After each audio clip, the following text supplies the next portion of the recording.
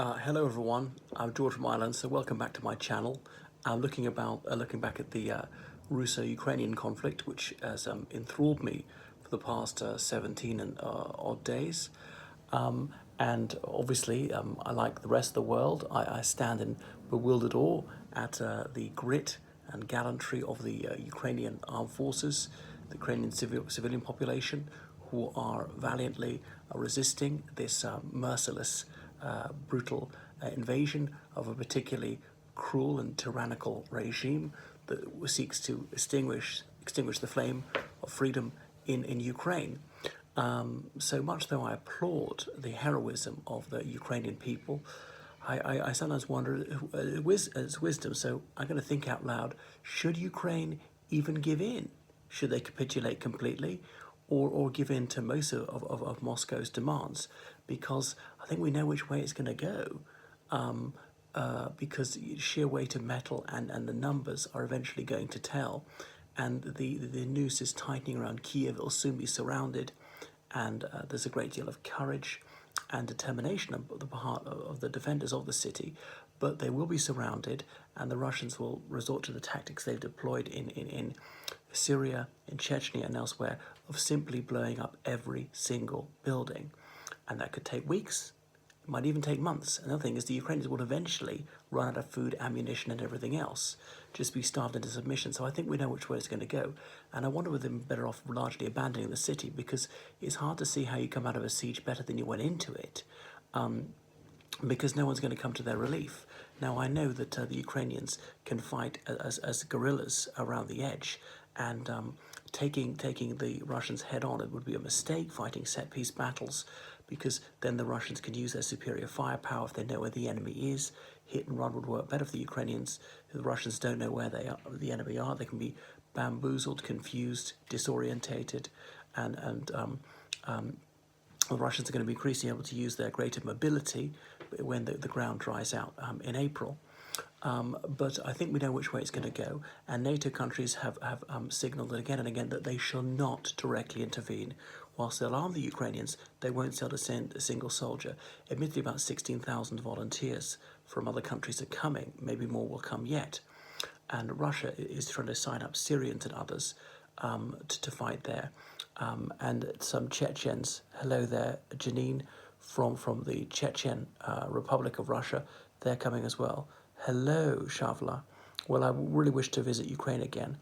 And obviously, George is very concerned, because if Putin wins this one, he'll be buoyed up. He'll say, well, where's my next victim? And he may well try and annihilate Georgia, because it's a country with liberty, and he detests that. He cannot abide a free people, especially in the former Soviet space.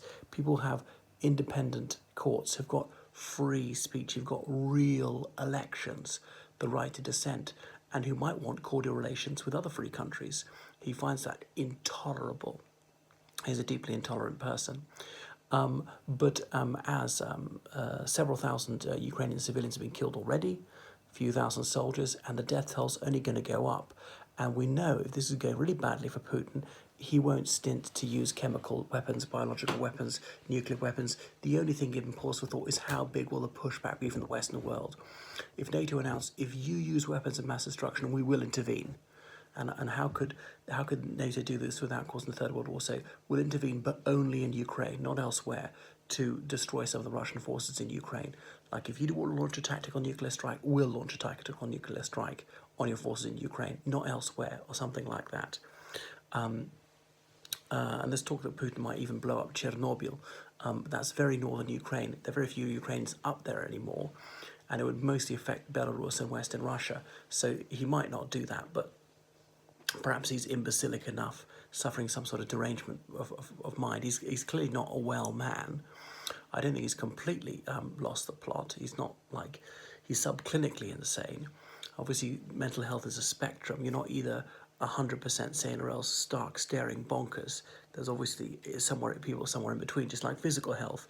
You're not either like an Olympic athlete standard of health or else dead. Most people are somewhere in between the two.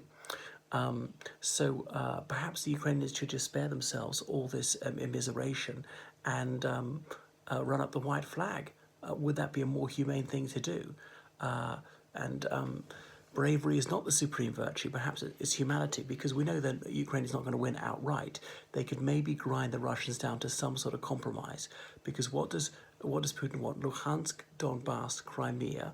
He wants Ukraine to never join NATO, never join the EU, have a tiny military, and have a president who's obedient to him, and maybe cede even more territory.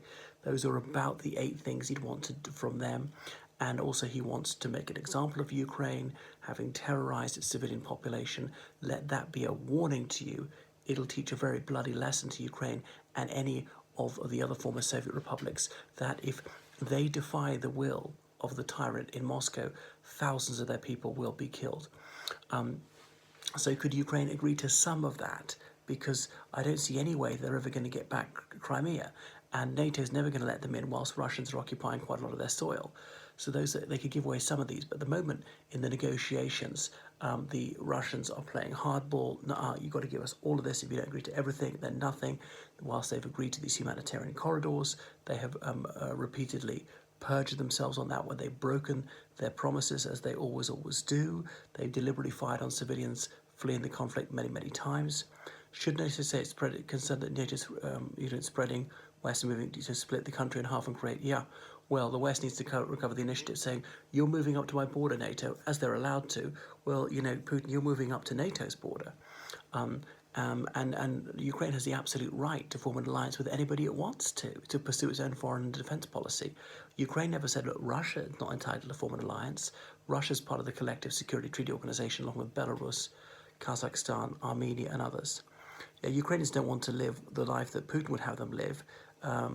Well, exactly. Some of them, they are willing to lay down their lives for the liberty of their homeland, and it's very admirable. I mean, their nobility cannot be questioned.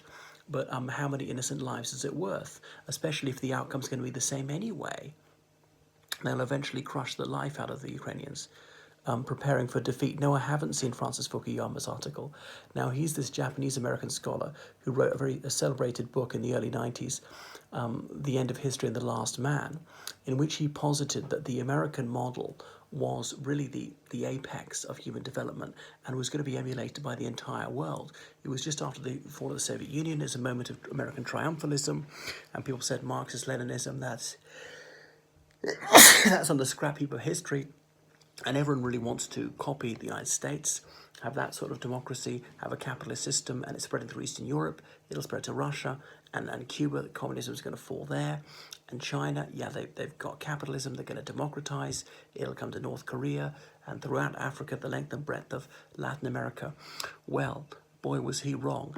And yes, it worked in Eastern Europe. Somewhat in Latin America and quite a few African countries. The Middle East, not really. I mean, which countries become democratic? Iraq, actually, Lebanon, Palestine, that's it. The others are dictatorships, really, for the most part. Semi-dictatorships or total dictatorships. But in Central Asia, mostly dictatorships. Obviously Russia, North Korea, no reform there. And China, though they definitely have a free market economy, there is no semblance of democracy there whatsoever. And Fukuyama was one of those who say, liberate Iraq in 2003. And a few years later he published a retraction saying, I was dead wrong. Got to hand it to him for the moral courage in facing up to the fact that he was mistaken. He was over-optimistic. He was perhaps too sentimental. He let his delusions, his perhaps patriotism run away with him. That occluded his judgment. He forgot those conservative principles of skepticism and intellectual moderation, caution, modesty that would have kept him on the right track. So, of course, I'd like to see Ukraine win, but I don't think it's going to happen. Though slightly means, what do we mean by win? An outright battlefield victory over Russia? I don't think so. And they missed some opportunities to do that by not blowing up bridges early, by not throwing everything they had into destroying that column north of Kiev. Could they make this so painful that he pulls back? I mean, I don't think so. I mean, Putin considers that defeat is not an option. He'll do anything. He would use nuclear weapons. He has been defeated by Ukraine before, but not militarily. Remember when he poisoned their president, Lukashenko, in 2004, who survived, and there was an election with mass-scale cheating by Putin's peon, Yanukovych, but there was huge protests, and the Ukrainian people said, we're not going to tolerate this. So Yanukovych didn't get the presidency that time. Lukashenko got it. That was it. So Putin found that a big setback. Obviously, 10 years later, he invaded Ukraine, 10 years after that Orange Revolution. And so Yanukovych wasn't banned from politics, even though the court found that he cheated on a huge scale. You don't think the Ukrainians should give in? Obviously, it's a decision for them to make. But I mean, NATO is not helping them all it should. It could have given those MiG jets, for example. We could arm them to the teeth. But yeah, I think they're going to have to give, of the 8 things I think that Putin wants from them, they're going to agree to at least some of those. Even the trouble is, even if you agree with Moscow, you know that the Russian regime is so perfidious. They will always break the deal if they can get away with it, and lie and lie and lie, even about the deals. No, we never agreed to that. No, it doesn't say that. No, we're not breaking the deal. So this is Putin's lying face. No, like that. So utterly unconvincing. Anyway, it's very depressing. I'm so fortunate to live in peace.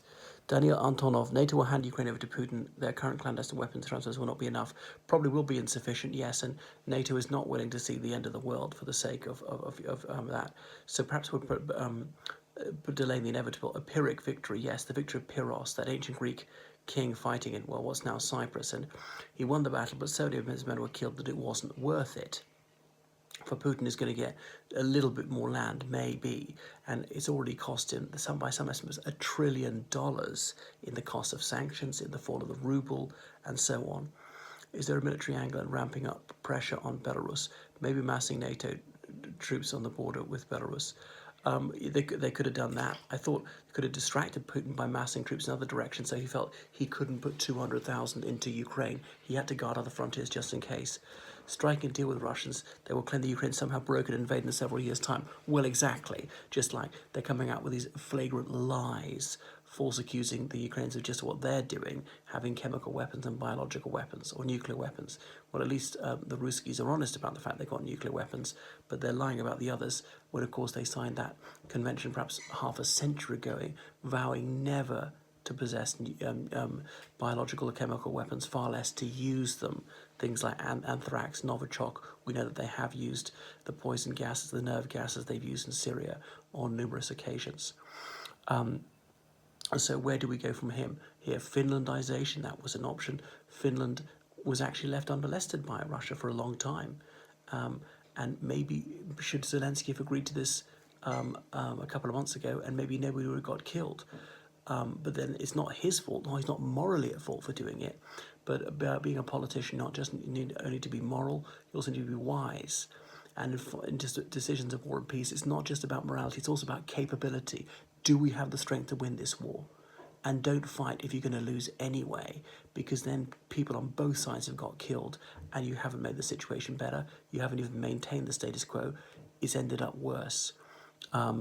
So I'm just putting it out there. I could be mistaken. I don't have a firm view on this. I would dearly love to see Ukraine victorious and the Putin regime sent back packing. And obviously it pains me that Russian soldiers are being killed because many of them are good people. They're good people of every nationality who are just blinded by propaganda, or they fear the penalty for desertion, for mutiny. And so they follow orders even if they know they're fighting in a filthy cause. People have got an almost limitless capacity for self-delusion in persuading themselves their cause is righteous. So that's why good people fight for unjust causes. The Ukrainians' will to fight is much greater than the Russian conscripts. Well, indeed it is. Who are misled, they've lost confidence in their officers. There's a great deal of draft in the Russian army, which a lot of fuel was sold. In the old days, they're selling vehicles, they're selling ammunition and so on, and Ukraine had a serious problem with that 8 years ago as well. But in Russia, it seems to be much worse. They're paid abysmally, like $300 a year or $25 a month, which in a mid-range Moscow restaurant is a main course. Just after 1 year, just when they become decent soldiers, like the rudiment of soldiery, they leave. Machiavelli says the country taken by force will need to be held by force. Well, exactly. I think even Putin realised he can't hold the whole of Ukraine, hold bits of it, because if they've been armed to the teeth by NATO, they can fight for years, and it'd be very, very difficult to seal that porous border with Slovakia, Poland, Romania, and so on. So I would like to see Putin fail badly. But if peace were made, would sanctions be lifted? Well, I mean, the EU would love to be able to buy that oil and gas, but whether Russia wins or loses, I think it's important that Russia becomes permanently poorer, that it becomes a real burden to keep up such a big military, that it learns a lesson that other would-be aggressors see that even if you do manage to take this land, you'll pay a very, very high price. Say it's in the USA's interest. Do you think a weaker Europe is looking to buy gas from them than Russia too? Well, that would be one benefit for the United States, but they've obviously had to give away a lot of military equipment. It's raised the threat of nuclear war by not saving Ukraine. They seem an unreliable ally. Do I think he showed all his cards on the deck? We're just seeing inexperienced conscripts. Yeah, there are more troops you can call in. We're not just seeing inexperienced conscripts. He's had to send in Spetsnaz, some of his crack troops. Only about 30% of his troops are conscripts, but they're the ones we keep hearing about. And I know that their full-time military is about 900,000, but they've got other areas to guard. Some of those are navy. You can only put so many ships in the Black Sea. There's not that much point in having all your ships in the Black Sea. He's held back with his air force, but that's too precious. I think more of those missiles that can hit the really high-flying planes would be good, not just the Stingers, because you can hit the fairly low-flying planes. So he couldn't use much of that.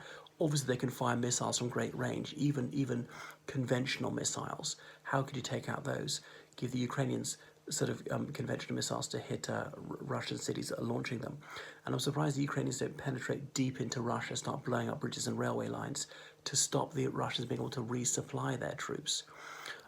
Okay, that's enough from me. So thank you so much for watching and all your comments. Toodaloo, everyone.